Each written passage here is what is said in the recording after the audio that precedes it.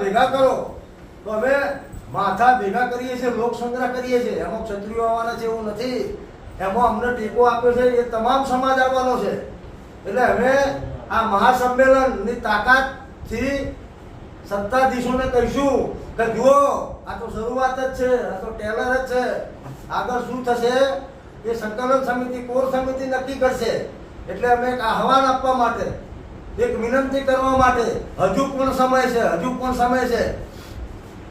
બેનશ્રીએ વાત કરી એમ કે પુરુષોત્તમભાઈ 16 તારીખે ફોર્મ ભરવાના છે. પુરુષોત્તમભાઈનો વિષય છે. અમે તો ના પાડીએ છીએ કે તમે ફોર્મ ભરશો તો અત્યારે અમારું ખાલી ઓપરેશન રૂપાલા રાજકોટ છે. કદાચ એ ઓપરેશન તમામ સભી લોકસભા સુધી ના જતું રહે એની જવાબદારી પણ ભાજપ અને પુરુષોત્તમ રૂપાલાની છે. એટલે અમે આગળ શું કરીશું એ ભાગ 2 એ રણનીતિ અમે સતત આ પત્રકાર મિત્રોને જાણ કરતા રહીશું. કરણભાઈ, તમે એવું કહી રહ્યા છો કે બિન રાજકીય છે આ આંદોલન અને માત્ર ને માત્ર રૂપાલા પૂરતો જ આ વિષય છે અને રૂપાલાનો જ વિરોધ છે, રૂપાલાની ઉમેદવારી રદ થાય એ માટેનો વિષય છે. તો 26 બાકી જે સીટો છે, બાકીના જે જિલ્લા છે ત્યાં કેમ વિરોધ થઈ રહ્યા છે? તો રાજકીય છે કે બિન રાજકીય કહેવાય એને? જો લોકશાહીમાં એક પ્રેશર ટેકનિક છે. જેમ અત્યારે ભાજપ પ્રેશર ટેકનિક કરી રહી છે, રૂપાલા ફોર્મ ભરશે, રૂપાલા નહીં બદલાય. તો તમે આપ જે વાત કરો છો એ અમારા સભ્ય લોકસભામાં જે અમારા ક્ષત્રિય સમાજ અને અન્ય સમાજો અમને ટેકો આપવાવાળા છે એ એમની રીતે કરી રહ્યા છે કે તમે રૂપાલાને નહીં બદલો તો અહીંયા પણ આટલો જ વિરોધ છે. અને એનું રિઝલ્ટ શું આવશે એ જ દર્શાવે છે કે સભ્ય ઉપર વિરોધ થાય છે. આજે જ મેં જેવું ટીવી ખોલ્યું તો ખેડા અને આણંદના ઉમેદવાર પ્રચાર કરવા ગયા હતા તો એમને ગામ મળે પાછા કાઢી દીધા. એ બિન રાજકીય છે કે રાજકીય છે? બિન રાજકીય છે. બિન રાજકીય જ છે. કેમ છે કે પુરુષોત્તમ રૂપાલાને રદ કરો. અમારું આ સામાજિક આંદોલન ચાલી રહ્યું છે તો અમારા સમાજનો ટેકો છે કે ભાઈ તમે જે કરો છો એમાં ગુજરાતના તમામ જિલ્લાઓ 33 જિલ્લાઓ આ વિરોધ છે. આ વિરોધ ચાલી રહ્યો છે. અમે ક્યાં મત આપો, શું મત આપો એવી કોઈ વાત જ નથી કરી. હજુ અમે કહીએ છીએ કે અમારો વિરોધ ફક્ત રૂપાલા પૂરતો છે. હજુ કહીએ છીએ પણ આ સ્વયંભૂ એમની રીતે કે ભાઈ રૂપાલા નહીં બદલો તો શું થશે? તો એક સીટ નહીં બીજી સીટો ઉપર આવી જશે. અને ગુજરાતમાં નહીં, આજે મેં મીડિયામાં જોયું રાજસ્થાનમાં પણ ચાલુ થઈ ગયું, હરિયાણામાં પણ ચાલુ થઈ ગયું, મધ્યપ્રદેશમાં પણ ચાલુ થઈ ગયું, કાલે કર્ણાટકમાં પણ ચાલુ થઈ ગયું, હરિયાણામાં પણ ચાલુ થઈ ગયું. ત્યાંથી પણ આપણે ફોન આવે અમે તમારી સાથે છીએ, અમે તમારી સાથે છીએ. એટલે અત્યારે જે વિરોધ થઈ ગયો છે એ આક્રોશના સ્વરૂપે છે. કરણભાઈ, તમે કીધું કે રૂપાલા સાહેબની તમને ટિકિટ કેન્સલ નહીં થાય તો વિરોધ કરશો, 26 બેઠક પર કરશો. તો પછી ધારો કે ટિકિટ કેન્સલ નથી થતી તો તમે શું કોંગ્રેસને સપોર્ટ કરવાનું કહેશો?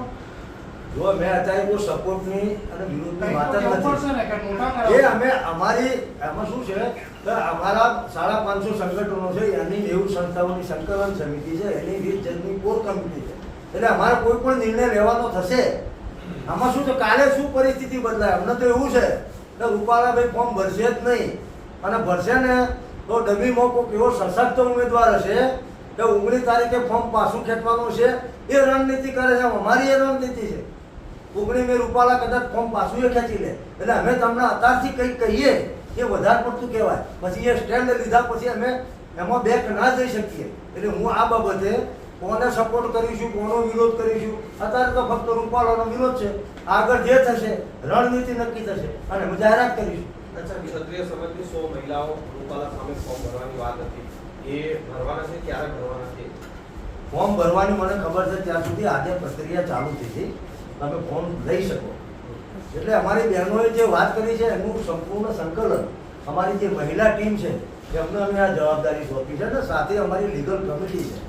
એટલે ફોર્મ ઉપર છે એટલે તમે રાજકોટમાં ફોન કરશો ચૂંટણી અધિકારીને કહી દેશે કે કઈ રીતે ફોર્મ ઉપડ્યું, શું થયું. નક્કી કર્યું કે નથી કર્યું? નક્કી કરેલું છે. ભરવાના છે? ભરવાના જ છે. ભરવાના જ છે. પણ અમે અત્યારે નથી કહેતા, તૈયારી ચાલે છે. આપણે કોઈ પ્રસંગ યોજતા હોય તો એની તૈયારી તો મહિના પહેલા કરતા હોય એમ અમારી તૈયારી સંપૂર્ણ રીતે ચાલી રહી છે. પછી એનો આંકડો આપશો તમે કેટલા લોકોએ ફોર્મ ભર્યા? 100% આપીશું. એ સંકલન એક જ જગ્યાએથી થાય છે કે ભાઈ રાજકોટમાં કેટલા ફોર્મ મહિલાઓ ભરશે એ સંકલન અલગ રીતે થઈ રહ્યું છે અને એની ફિગર જ્યારે ફોર્મ ભરવાની ચરમસીમાની જે તારીખ છે લાસ્ટ ડેટ ત્યાં સુધી આપણે જણાવી દઈશું અમે. તરણસિંહ, આગામી દિવસોમાં વડાપ્રધાન નરેન્દ્ર મોદી આવવાના છે ગુજરાતમાં, તો એ કદાચ મધ્યસ્થી કરાવે તો ક્ષત્રિય સમાજ માનશે કેવી રીતનું રહેશે? જો નરેન્દ્રભાઈ મોદી ગુજરાતના પ્રમોતા પુત્ર છે, દેશના વડાપ્રધાન છે, અમારા આદરણીય છે, એમને જે કામો કર્યા છે એમની અમે પહેલા પણ પ્રશંસા કરી હતી. પણ આમાં નરેન્દ્રભાઈ તો બધી ખબર જ છે. અત્યારે આઈડી અને ડિજિટલ મીડિયા એટલું ફાસ્ટ છે અને એમનું એવું સરસ મજાનું તંત્ર ગોઠવેલું હોય કે અત્યારે હાલ ગોતામાં કોણ છે ને એ નરેન્દ્રભાઈ ખબર હશે. એટલે નરેન્દ્રભાઈ અહીંયા આવે અને મધ્યસ્થી કરે, ત્યારે એ મધ્યસ્થી કરે અને કહી દે રૂપાલાને ખાલી સિંગ્યુલારિટીનો ઠરાવ કરવાનો છે. તો રૂપાલાભાઈ નહીં જાઓ, જેમ રાજકોટમાં કીધું, જેમ બરોડામાં કીધું, જેમ સાબરકાંઠામાં અમારા ભીખાજીએ તો બિચારો પ્રચાર ચાલુ કરી દીધો હતો અમારા ક્ષત્રિય ઠાકોર સમાજના ઉમેદવારે. અને પ્રચાર કરતા કરતા હું પત્રિકા આપતા હતા અને ફોન આવ્યો કે ભીખાજી પાછા વળી દો. તો આ 15 દિવસથી સાહેબને ખબર જ છે, સાહેબ હાલ જ કહી દે. એટલે એ ભાઈ એવું પૂછે છે મોદી એટલે વિરોધ કઈ કઈ સભાઓ થશે, જો પછી ના માને તો ઉમેદવાર ના બદલે તો આગામી સમયમાં એમની સભાઓમાં કઈ વિરોધ થશે ખરા? ભાઈ એ રણનીતિનો ભાગ હશે. એ ક્ષત્રિય સમાજ સંકલન સમિતિ નક્કી કરશે. એટલે આમાં અત્યારે કોઈની મધ્યસ્થીની કોઈ વાત જ નથી આવતી. એમને તો આદેશ જ આવવાનો છે કે હે પુરુષોત્તમભાઈ, આખું ગુજરાત દુઃખી છે. એક મોટો તમારો ભાજપનો આપણો સપોર્ટર વર્ગ જે 80% મત આપે છે એની મર્યાદાવાળી માથે ઉઠી ફરવાવાળી બહેનો રોડ ઉપર છે. તમારી પોલીસ ખેંચી રહી છે. તો ડમીમાં કોઈ એવો સશક્ત ઉમેદવાર હશે કે 19 તારીખે ફોર્મ પાછું ખેંચવાનું છે, એ રણનીતિ કરે છે. અમારી એ રણનીતિ છે. 19 મે રૂપાલા કદાચ ફોર્મ પાછું એ ખેંચી લે એટલે અમે તમને અત્યારથી કંઈક કહીએ એ વધારે પડતું કહેવાય. પછી એ સ્ટેન્ડ લીધા પછી અમે એમાં બેક ના જઈ શકીએ. એટલે હું આ બાબતે કોને સપોર્ટ કરીશું, કોનો વિરોધ કરીશું, અત્યારે તો ફક્ત રૂપાલાનો વિરોધ છે. આગળ જે થશે રણનીતિ નક્કી થશે અને અમે જાહેરાત કરીશું. અચ્છા, ક્ષત્રિય સમાજની 100 મહિલાઓ રૂપાલા સામે ફોર્મ ભરવાની વાત હતી, એ ભરવાના છે, ક્યારે ભરવાના છે? ફોર્મ ભરવાની મને ખબર છે ત્યાં સુધી આજે પ્રક્રિયા ચાલુ થઈ છે. તમે ફોર્મ લઈ શકો. એટલે અમારી બહેનોએ જે વાત કરી છે એનું સંપૂર્ણ સંકલન અમારી જે મહિલા ટીમ છે એમને અમે આ જવાબદારી સોંપી છે ને સાથે અમારી લીગલ કમિટી છે. એટલે ફોર્મ ઉપર છે એટલે તમે રાજકોટમાં ફોન કરશો ચૂંટણી અધિકારીને કહી દેશે કે કઈ રીતે ફોર્મ ઉપડ્યું, શું થયું. એટલે નક્કી કર્યું કે નથી કર્યું? નક્કી કરેલું છે, એટલે ભરવાના છે. ભરવાના જ છે, ભરવાના જ છે. પણ અમે અત્યારે નથી કહેતા, તૈયારી ચાલે છે.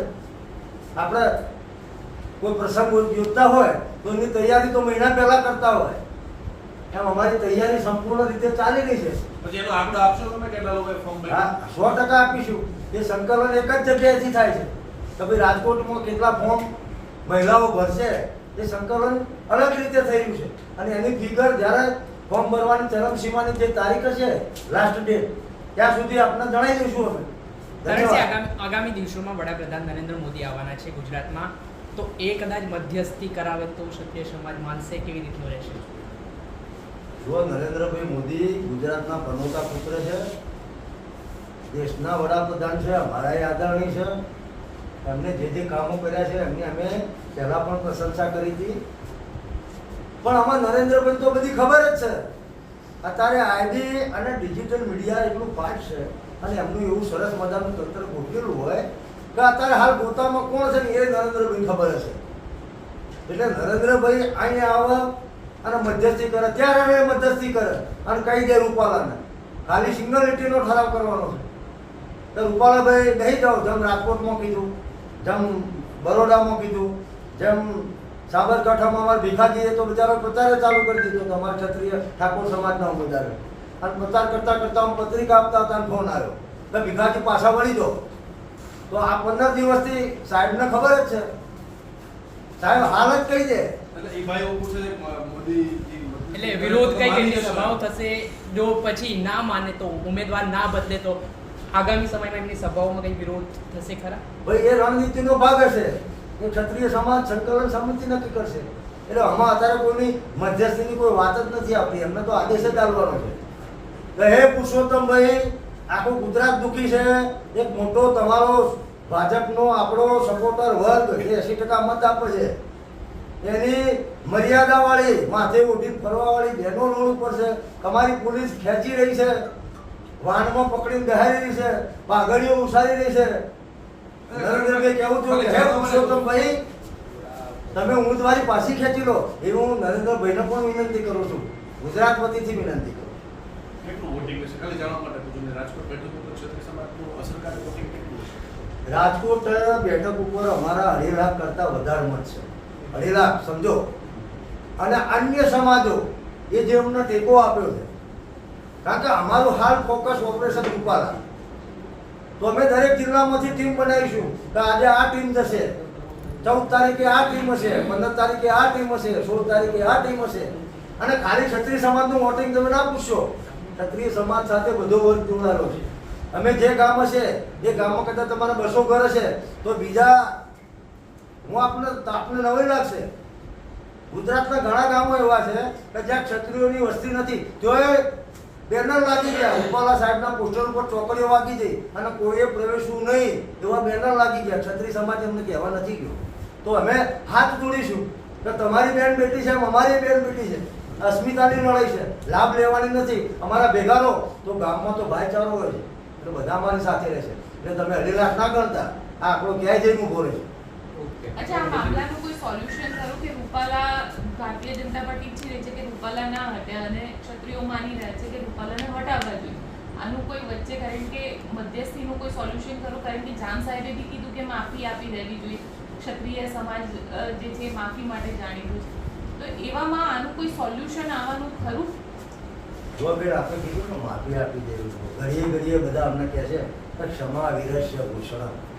તો ક્ષમા વિરસ્ય ભૂષણનો ક્ષમા આપવાનું અમારે જ ક્ષમા આપવાની. 2019માં પરેશ રાવલને અમે ક્ષમા વિરસ્ય ભૂષણ ક્ષમા આપી.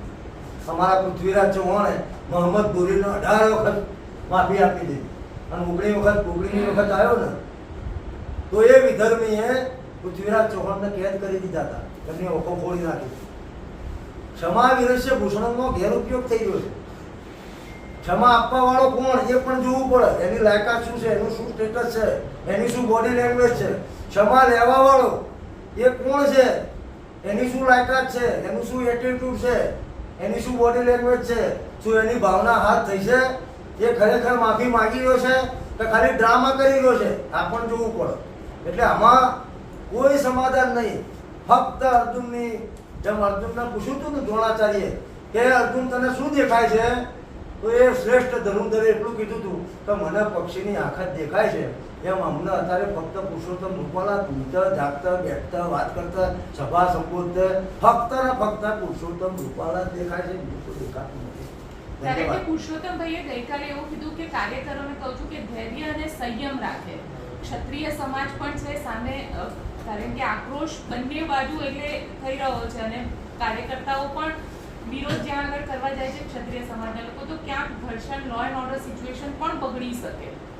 અમે અમારા આપે જોયું કે અમે ખાલી લક્ઝરી અને વાહનો લઈને જતા હતા તો અમે માર્ગદર્શિકા ગાઈડલાઈન બહાર પાડી દીધી કે આપણે શું નથી કરવાનું.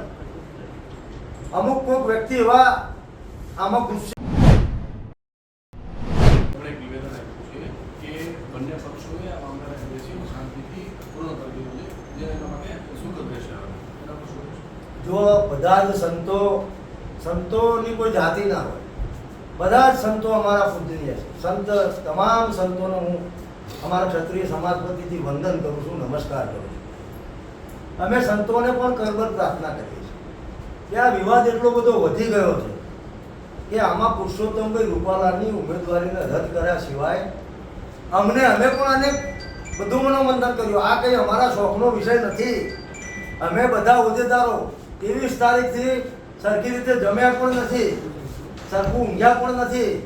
આખો સમાજ જાગરણ કરી રહ્યો છે.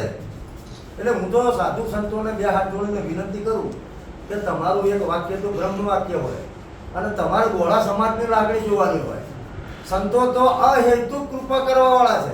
એટલે તમામ ગુજરાતના સંત સમાજને હું વિનંતી કરું છું કે આ પુરુષોત્તમભાઈ રૂપાલાને બોલાવો અને એમને પ્રેમથી સમજાવો કે પુરુષોત્તમભાઈ સનાતન ધર્મને ટકાવવા માટે જેને અગણિત માથાઓનું બલિદાન આપ્યું છે, ગુજરાતમાં જ કદાચ 1 લાખ પાડ્યા હશે, એવા ક્ષત્રિય સમાજને, અને અમારો કોઈ વાંક નથી, અમે ટિકિટ લેવા ઉતર્યા છીએ, અમે કોઈ લાભ લેવા ઉતર્યા છીએ, અમે અમારી કોઈ માંગણી મનાવવા ઉતર્યા છીએ ના, અમારી અસ્મિતા ગવાઈ છે. અને અમારી બહેનોમાં એટલો બધો આક્રોશ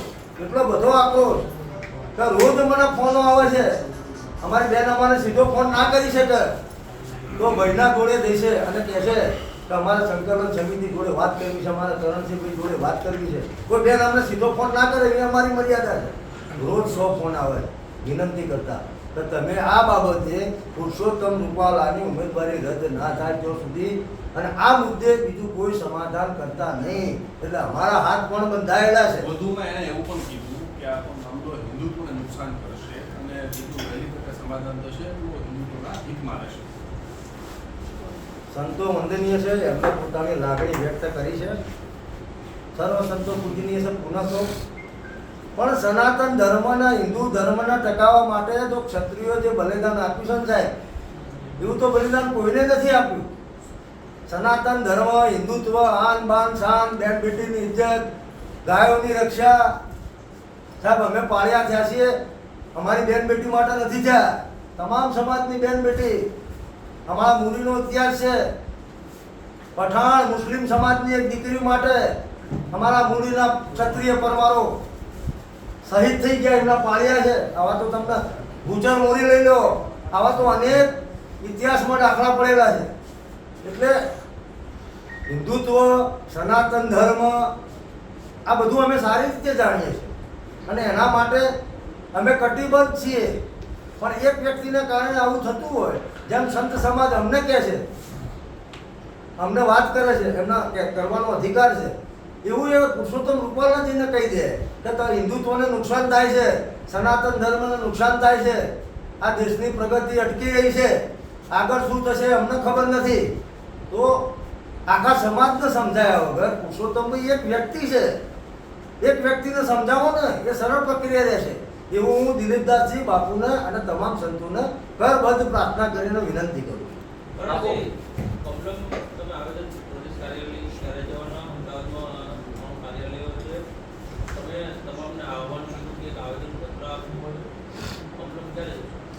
અમે અત્યારે પ્રદેશ કમલમને બાકાત રાખ્યું છે, કારણ કે અમારા બધા આગેવાનો અત્યારે મહાસંમેલનની તૈયારીમાં છે અને આવતીકાલે 13 તારીખે પણ અમારા 2 મહાસંમેલન છે જિલ્લાના.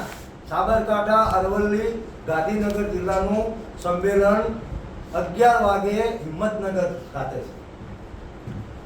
એ જ તારીખે સાંજે નર્મદા અને ભરૂચ જિલ્લાનું સંમેલન 3:30 કલાકે ભરૂચ ખાતે છે. એટલે પ્રદેશ કમલમમાં અમે જવાના નથી.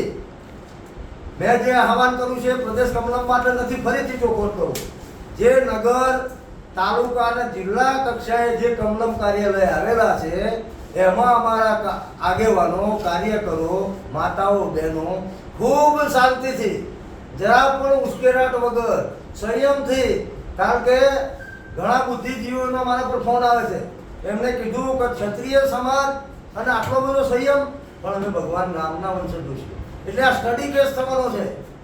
ભવિષ્યમાં કોઈને પીએચડી કરવી છે ને ક્ષત્રિય સમાજના આંદોલનનો, તો એ સ્ટડી કેસ થવાનો છે. એટલે અમે કોઈ ઉશ્કેરાટ કર્યા વગર શાંતિપૂર્ણ રીતે અમારા કાર્યક્રમો યોજી રહ્યા છીએ. અચ્છા, મહાસંમેલન માટે કોઈ પર્ટિક્યુલર આંકડો નક્કી થયો છે કે કેટલી સંખ્યામાં લોકો એકત્રિત થશે? અને એક સંમેલન માટે બાપુ અત્યારે ચૂંટણીનો માહોલ છે, આમ પણ કોઈ આવા સંમેલન થતા હોય તો એના માટેની મંજૂરી પણ લેવાની હોય છે, તો એ મંજૂરી જો ના મળે તો પછી આગળ જો મેં આપના હમણાં પણ કીધું કે અમે ગુજરાતના મુખ્યમંત્રી શ્રી, ગૃહમંત્રી શ્રી અને તંત્રને વિનંતી કરીએ છીએ કે લોકશાહીમાં દરેકને અધિકાર છે અભિવ્યક્તિનો. એટલે હું આશા રાખું છું કે આજે મારા આગેવાનો જવાના છે મામલતદાર શ્રી જોડે અને એમને મંજૂરી મળી જશે. જો અમને મંજૂરી નહીં મળે તો ભારતીય જનતા પાર્ટીની સભાઓ કરવા માટે કઈ રીતે મંજૂરી મળશે? તો લોકશાહીમાં 2 તો ધોરણો હોય ને, અને અમારું રાજકીય સંમેલન નથી, અમારું સામાજિક સંમેલન છે. અને મારે જ્યાં સુધી વાત થઈ છે ત્યાં સુધી અમારી સભાને, સંમેલનને મંજૂરીનો કોઈ પ્રશ્ન આવશે નહીં, મંજૂરી મળી જ જવાની છે.